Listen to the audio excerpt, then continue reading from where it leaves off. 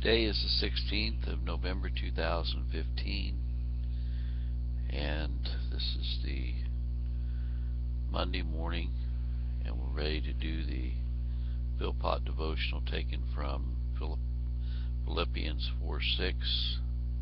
Be careful for nothing, but in everything by prayer and supplication with thanksgiving, let your requests be made known unto God. What a word this is, everything. You're a privileged saint of God to go to the throne of grace, the throne of God with everything. What with every little occurrence, yes. What with things that people call trifles, yes.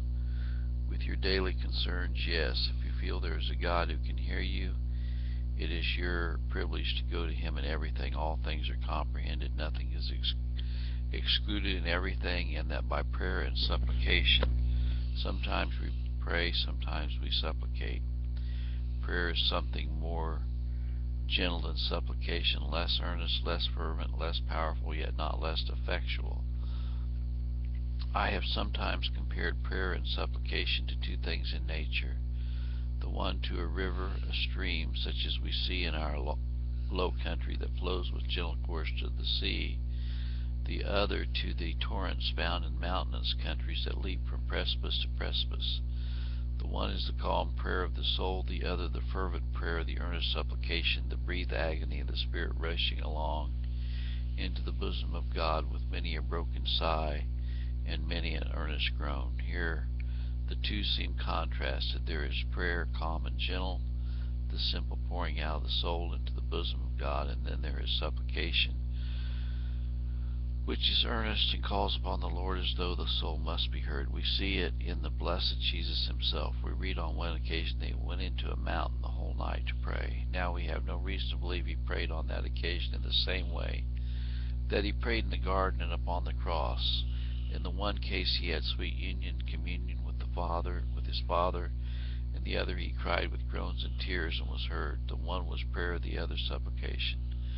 When your soul is calmed by the presence of God and you feel the breath of prayer to enter your bosom, then you can pray to the Lord with sweetness and with spirit. But there are times and seasons when the soul under the attacks of Satan and a terrible sense of guilt and shame is obliged to cry as one that must be heard, and that is supplication. But there is another thing which is to be mingled with it, and that a thing much omitted, and that is thanksgiving. These are the three constituents of a spiritual service: prayer, supplication, and thanksgiving, 1802 to 1869. Well, this is the month where a lot of people will say they are having Thanksgiving, but it's more turkey dressings and pumpkin pie. There's not a lot of Thanksgiving going on, but I'm glad that we have access to the throne of grace and that we can be thankful for what Christ has done in our hearts and how he has separated us from the world and Satan and his emissaries, and that we can proclaim that we are truly God's people. And so let us not forget to remember that we have access to the throne of grace whereby we can find mercy to help in time of need. God bless.